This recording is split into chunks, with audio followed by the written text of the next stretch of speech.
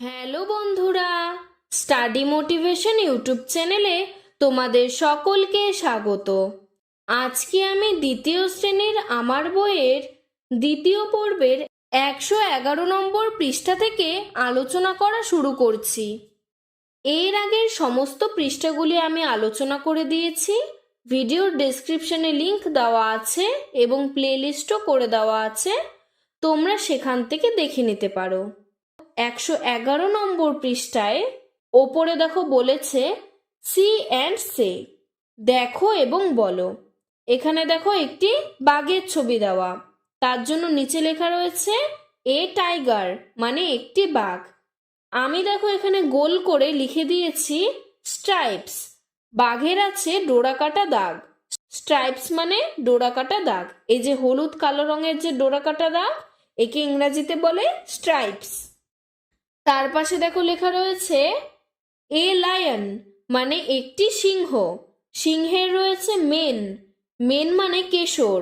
দেখো সিংহের দাড়ি দাড়ি চুল চুল মতন রয়েছে, এটিকে বলা হয় মেন, মানে কেশর। এরপরে দেখো একটি উট, এ ক্যামেল, ক্যামেল মানে উট। উটের রয়েছে হাম্প, হাম্প মানে কুজ। এই দেখো কুজটি উঁচু হয়ে রয়েছে, আমি গোল করে দিয়েছি, হাম্প মানে কুজ। আর দেখো একটি হাতি, অ্যান এলিফ্যান্ট, হাতির রয়েছে সুর। এইটিকে দেখো আমি গোল করে দিয়েছি, সুরকে ইংরেজিতে বলে ট্রাঙ্ক, তাহলে হাতির রয়েছে সুর মানে ট্রাঙ্ক। এরপরে দেখো লেখা রয়েছে match column A with column B, column এর সাথে কলাম বি কে ম্যাচ করো। নাম্বার 1 ক্যামেল, ক্যামেল মানে উট, ক্যামেলের রয়েছে হাম্প, হাম্প মানে কুজ। নাম্বার 2 লায়ন, লায়ন মানে সিংহ, সিংহের রয়েছে মেন মানে কেশর। নাম্বার 3 এলিফ্যান্ট, এলিফ্যান্ট মানে হাতি, হাতির রয়েছে ট্রাঙ্ক মানে সুর। নাম্বার 4 টাইগার, টাইগার মানে বাঘ, বাঘের রয়েছে স্ট্রাইপস মানে ডোরাকাটা দাগ। এরপরে দেখো বলেছে লুক অ্যাট দ্য পিকচার, ছবিটির দিকে তাকাও।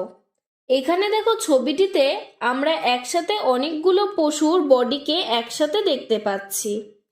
তাই দেখো নিচে লেখা রয়েছে you can see the body parts of many animals, তুমি এখানে অনেকগুলি পশুর শরীরের অঙ্গ প্রত্যঙ্গকে দেখতে পাচ্ছ।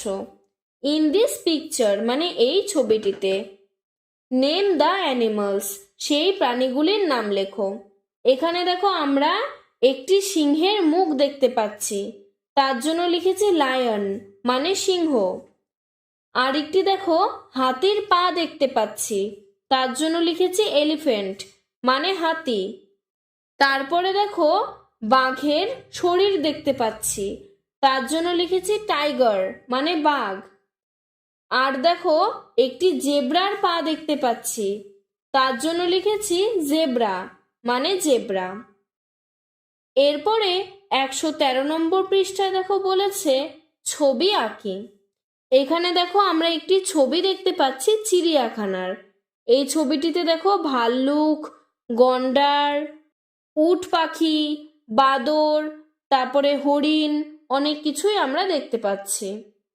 এখানে দেখো বলেছে আমরা চিড়িয়াখানায় বেড়াতে গিয়েছিলাম, অনেক পশু ও পাখি দেখলাম, খুব ভালো লেগেছে, খুব আনন্দ পেয়েছি, পশু পাখিগুলিকে খুব মনে পড়ছে, একটি খাতায় ওদের ছবি এঁকে রাখতে ইচ্ছে করছে, কিন্তু পশু পাখির ছবি আঁকা বেশ শক্ত। দাদা ছবি আঁকছে, মিঠু আয়, আমার দাদার সঙ্গে বসে পশু পাখি আঁকার নিয়ম শিখি। দাদা বলল সব ছবি কতগুলি সোজা দাগ ও কতগুলি বাঁকা দাগ দিয়ে আঁকা যায়। এই দেখো এখানে একটি সোজা দাগ আঁকা রয়েছে, আর নিচে দেখো লেখা রয়েছে ও বাঁকা দাগ, এটি দেখো একটি বাঁকা দাগ আঁকলাম। এবার আমরা সোজা দাগ ও বাঁকা দাগ দিয়ে খুব সহজেই ছবি আঁকি। প্রথমে দেখো একটি ত্রিভুজ আঁকা রয়েছে, তারপরে একটি বর্গক্ষেত্র আঁকা রয়েছে মানে বক্সের মতন, তারপরে একটি আয়তক্ষেত্র আঁকা রয়েছে, আর সবশেষে একটা বৃত্ত আঁকা রয়েছে। এগুলো দিয়ে নানা রকম ছবি আঁকি। তোমরা এই ত্রিভুজ, বর্গক্ষেত্র, আয়তক্ষেত্র, বৃত্ত দিয়েই নানা ছবি আঁকতে পারবে। তোমাদের বইয়ের পরের পৃষ্ঠায় অনেকগুলি পশু পাখির ছবি আঁকানো রয়েছে। তোমরা দেখে দেখে সেই ছবিগুলোকে আঁকতে পারবে। আজকের ভিডিওটি এতটুকুই। তোমাদের যদি ভিডিওটি ভালো লেগে থাকে তাহলে লাইক করে চ্যানেলটিকে সাবস্ক্রাইব করে দেবে। ধন্যবাদ।